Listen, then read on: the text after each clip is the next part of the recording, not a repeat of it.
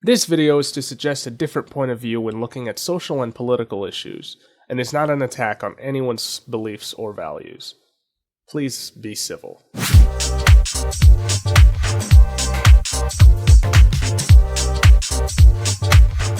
Before we get to the crux of this essay, let's look at everyone's favorite subject, history.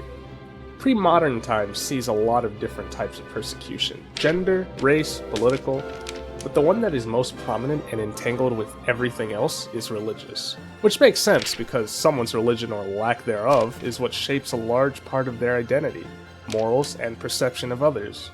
And we all know that early humans had a tendency to hate anyone that was different from them in any sense. This sort of intolerance has led to some pretty gruesome things. Just look at the Roman Empire, or the Spanish Inquisition, and not to mention the Crusades. Now don't misunderstand what I'm trying to say here. I'm not saying that religion is what causes destruction in society, and I've never agreed with the "if there was no religion, there would be no war" idea either. To say this basically implies that two atheists can't have a disagreement and fight amongst each other, which they obviously can. Even if it wasn't for their beliefs, these greedy, self-righteous, degenerative rulers still would have fought in a similar fashion. Except they would have owned up to their tyranny, not using their gods to hide behind. Religion just gives you one more reason to like or dislike someone, which isn't inherently better than any other morals or values someone has. What really causes conflict is the culture itself, specifically the intolerance of other people's culture. Of course, today we live in a more democratic world, where most first world countries have a separation between church and state, and freedom of religion is seen as an inalienable right, by most people anyways.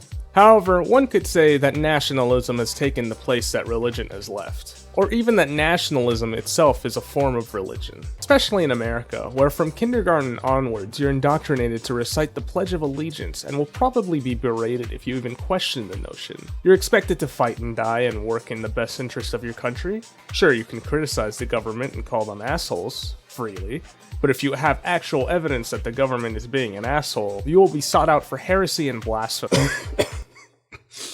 For treason. I have a certain sense of gratitude for the government, as it has given me the life I have, but I wouldn't thank a thief who didn't steal from me, the same way I wouldn't worship a country that did what it was supposed to do: give its citizens a good life. It's what's expected. Isn't it enough that I participate in politics and pay my taxes to keep the economy stable?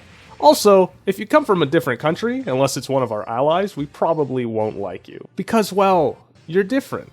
Let's use Donald Trump as a benchmark for what intolerance is, as I find that he is an enigma. I feel that no matter what you do, there is no reasoning or convincing him, because in his mind, he will always be right, and I will always be wrong. Self-righteousness is what this is called, which very well could be the actual root cause of all non-violent and violent conflicts in history. One group of people believes that they know better than another group of people, and due to this superiority, they think they have the right to act upon it. No one stops and considers morals and values are relative to one's culture. No, morals and values are universally based around what I think is what the intolerant mind believes. Don't think I'm taking jabs at patriotism and religion. Intolerance is rampant and everywhere. Today, you don't even have to be a part of the same religious affiliation or nation to be intolerant. If anything, you're mathematically more likely to see blatant persecution today than in any other time period. Maybe not as gruesome or unfair, but certainly more abundantly. How do you fix this, you might ask? Well, to put it simply, just accept that other people are different from you. Sure, you can debate your morals and values and come to some sort of compromise, but outright stepping into someone else's culture and trying to change everything they believe in is only slightly better than the assimilation of Native Americans in the 1800s. Sure, they practice human sacrifice, but only because they legitimately believe that if they didn't, their gods would kill them. So maybe, explain to them that actually sacrificing a human doesn't help at all, and so they shouldn't do it, because it's senseless. If they continue to practice sacrifices after that, then maybe we would have the excuse to call them savages. Then again, the United States does practice the death penalty, so there's that. A close example to this is the UN's laughable attempt to force Japan into banning explicit games and manga. specifically those of the erotic kind. And by erotic, I mean fetishy stuff involving sexual violence against women, which to us Westerners, I know sounds very untasteful and a little disgusting. But to Japan, it's literally a part of their culture. Yes, I'm saying, in a sense, rape culture is a thing in Japan, but not in the way you think. Just look at the birth rate, their coercion to meet American standards. Their porn, for God's sake, is censored by law. They're sexually repressed and are kinky as fuck as a result.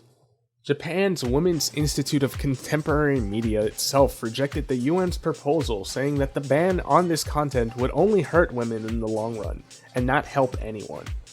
Japan does have one of the lowest rates of rape today, and it's still decreasing. Granted, Japan is still pretty feudalistic in many of its affairs.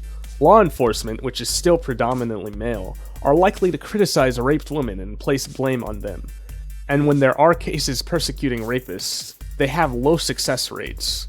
As a result, it's almost certain that rape is underreported in Japan, which is an actual issue that Japan needs to work on, and not by taking away their twisted fetishes and fantasies. Anyways, let's get back to our main point. So what should we do when looking at political and social issues? Well, again, for starters, much like in science, let's not always assume we are right, and instead assume we don't know something, or maybe simply that people are just different. A smartass might say, wait a minute, all of what you're saying is a little hypocritical. Aren't you self-righteous? And intolerant of intolerance? What if it's a part of my culture to be intolerant towards others who think differently? To which I would say, you got me. I am a selfish, self-motivated, and self-righteous person, and I own up to it.